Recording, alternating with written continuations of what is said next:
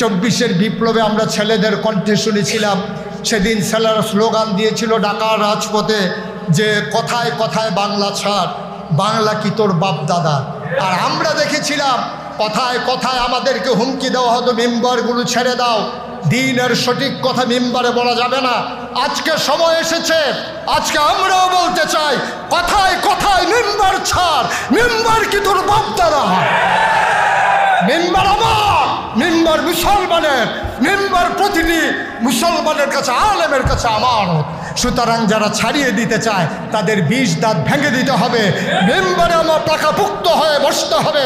শুধু মসজিদের মেম্বার নয়, ওই সংসদের মেম্বারগুলো দখল দিতে হবে ইনশাআল্লাহ। আজকে এই ওলামা সমাবেশের সম্মানিত সভাপতি, আয়োজনের প্রধান অতিথি, প্রধান বক্তা, বিশেষ অতিথি বৃন্দ একজনও নাই মঞ্চে যাদের নাম জানি না। নিতে গেলে সময় দীর্ঘ থেকে দীর্ঘতর হয়ে যাবে বিধায় লোভ সংবরণ করলাম, নিতে পারলাম না বলে দুঃখবোধ প্রকাশ করছি। বাস্তব চিত্র হচ্ছে আজকে বর্তমান পৃথিবীতে 21 শতাব্দীতে বাস্তব চিত্র হচ্ছে সকল ধর্মের মানুষের একটা প্রমিস ল্যান্ড আছে। যেমন হিন্দুদের প্রমিস ল্যান্ড হচ্ছে ভারত, ইহুদিদের প্রমিস ল্যান্ড হচ্ছে ইসরায়েল, খ্রিস্টানদের প্রমিস ল্যান্ড হচ্ছে ভ্যাটিকান সিটি, আর মুসলমানদের যে প্রমিস ল্যান্ড হওয়ার কথা ছিল মক্কা মুকাররমা, কিন্তু সুচতুরভাবে সেই প্রমিস ল্যান্ড থেকে আমাদেরকে বিচ্ছিন্ন করে দেয়া হয়েছে। কেন্দ্র থেকে দূরে সরিয়ে দেওয়ার কারণে আজকে গোটা পৃথিবীতে মুসলমানরা কাশ্মীরে, তারপরে আপনার ফিলিস্তিনে, সিরিয়ায়, আরাকানে সব জায়গায় মার খাওয়ার পিছনে একটাই কারণ, আমাদের কেন্দ্রবিন্দু নাই, আমাদের প্রমিস ল্যান্ড নাই, আমাদের সত্যিকার অর্থে আমাদের ঐক্যবদ্ধ কোনো প্রচেষ্টা নাই। এভাবেই কি দিন যাবে? এভাবেই সময় চলে যাবে, রাত যাবে, দিন ফুরিয়ে যাবে, বদলানোর কি কোনোই সুযোগ নেই? এজন্যই আমি মনে করি উত্তরণের উপায় হিসাবে যে বিষয়গুলো আমাদের খুব খুব তীক্ষ্ণভাবে নজর দেওয়া দরকার এবং পরিবর্তনটা যে থেকে সাধন করা দরকার, আমি আমার মতো করে আমার ক্ষুদ্র জ্ঞানে যেগুলো চিহ্নিত করেছি, আমাদের মাঝে এখনও ভ্রাতৃত্ববোধের যথেষ্ট অভাব। যদি আমি মনে করি আমার যিনি আল্লাহ, কাউমি ঘরানার যারা আলেম তাদেরও যদি প্রভু হয় আল্লাহ, যারা আমাদেরকে আমরা সুন্নি বলি তাদেরও যদি আল্লাহই তাদের রব হয়, তাহলে আমাদের যেমন নবী মুহাম্মদ রাসূলুল্লাহ, আমাদের কিবলা যেমন কাবা, আমাদের দিন যেমন ইসলাম, আমাদের দিন প্রচারের আমাদের যে জীবন বিধান তা যেমন কোরআন, তাইলে কিবলা এক, কাবা এক, আমাদের দিন এক, আমাদের নবী এক, আমাদের ধর্মগ্রন্থ এক, তাহলে আমরা কেন অনেক? এটাই হচ্ছে আজকে সবচেয়ে বড় দুঃখের বিষয়। এক্ষেত্রে সবচেয়ে বেশি ক্রাইসিস পিরিয়ড ওভারকাম করছে ওলামায়ে কেরাম এবং মুসলমানেরা। কারণ হচ্ছে আমরা এখনও এক আল্লাহর বান্দা, এক নবীর উম্মত, এক কোরআনের অনুসারী, এক ধর্মের আমরা পথিক হয় এক হতে পারলাম না। কারণ ব্যক্তি স্বার্থর কাছে আমাদের বৃহত্তর স্বার্থ আমরা জলাঞ্জলি দিয়েছি।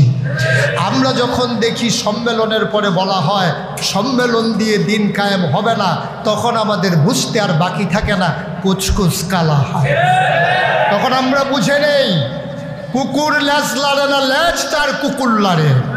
আমরা তখন বুঝে নেই তাদের স্বার্থ হাসিল করার জন্যে, তাদের ভক্ত মুরিদের মনোরঞ্জনের জন্যে তারা ইসলামের বিরুদ্ধে কথা বলতেও তারা কখনো পিছপা হয় না। এটা হচ্ছে স্বার্থের কাছে নিজেকে বিকিয়ে দেওয়া। সুতরাং আমরা সুরত দেখেছি, সিরতের বড় অভাব দেখেছি। আমরা দেখেছি কিছু সুন্দর নুরানি চেহারা, আমরা দেখেছি কি সুন্দর লম্বা আলখেল্লা, কিন্তু আমরা দেখেছি তারা স্বার্থের কাছে বিক্রি হয়ে যায়।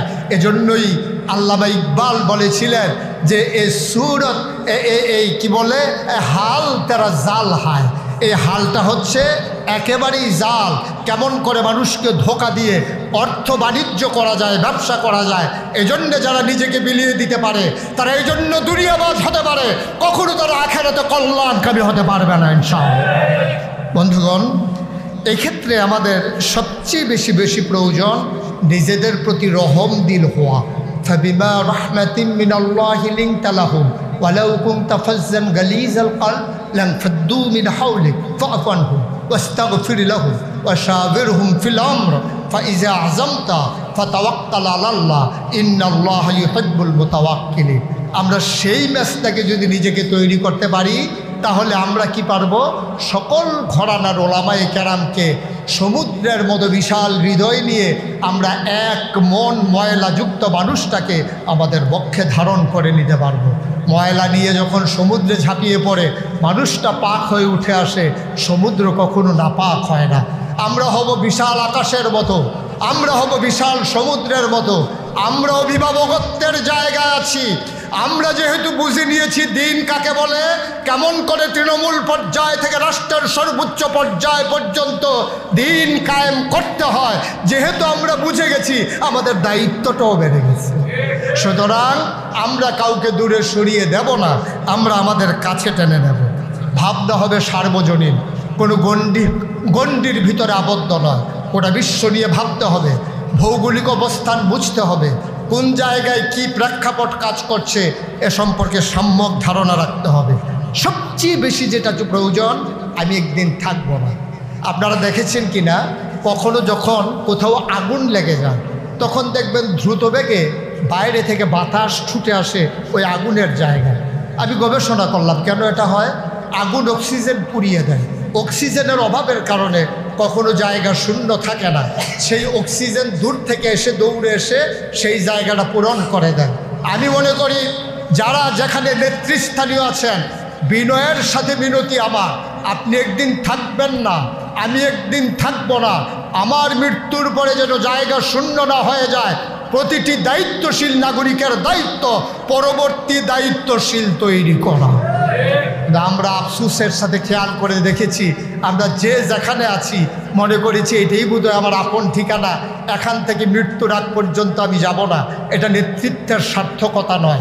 নেতৃত্বের সার্থকতা হচ্ছে আমার জায়গায় অন্তত আমার অল্টারনেট, আমার বিপরীতে যেন 5 জন নেতা দাঁড় করিয়ে দিতে পারি। আমি মুশতাক ফয়েজি হারিয়ে যাওয়ার সাথে সাথে এই মঞ্চ কাঁপানোর জন্য 50 জন মুশতাক ফয়েজি দাঁড়িয়ে যাবে। এটাই হচ্ছে জীবনের সার্থকতা। তাহলে একটা ব্যর্থতা আর কিছুই নয়।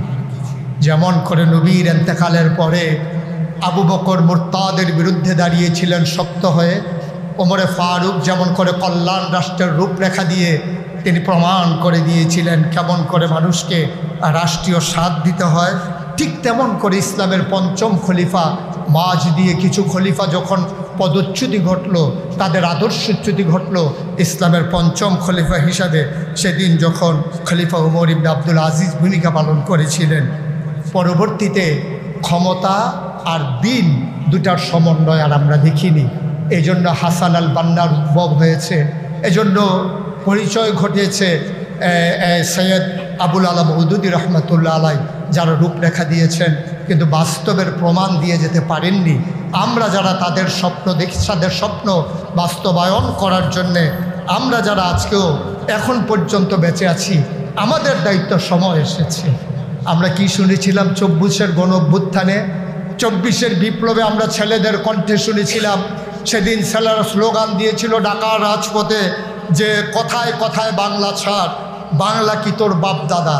আর আমরা দেখেছিলাম কথায় কথায় আমাদেরকে হুমকি দেওয়া হতো মেম্বারগুলো ছেড়ে দাও, দিনের সঠিক কথা মেম্বারে বলা যাবে না। আজকে সময় এসেছে, আজকে আমরাও বলতে চাই কথায় কথায় মেম্বার ছাড়, মেম্বার কি তোর বাপ দাদা। মেম্বার আমার, মেম্বার মুসলমানের, মেম্বার প্রতিটি মুসলমানের কাছে, আলেমের কাছে আমানত। সুতরাং যারা ছাড়িয়ে দিতে চায় তাদের 20 দাঁত ভেঙে দিতে হবে।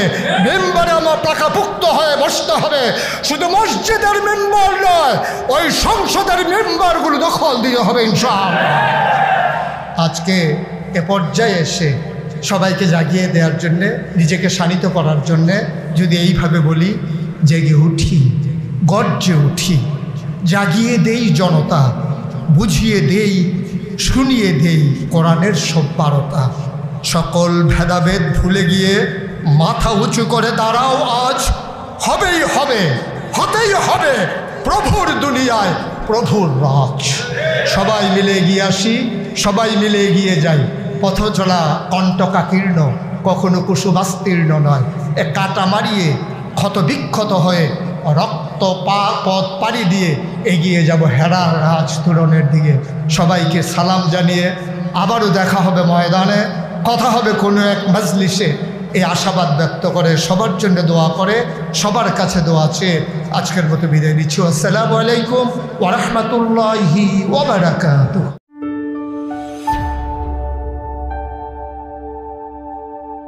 Islamic Tone 24 in charge of the ghetto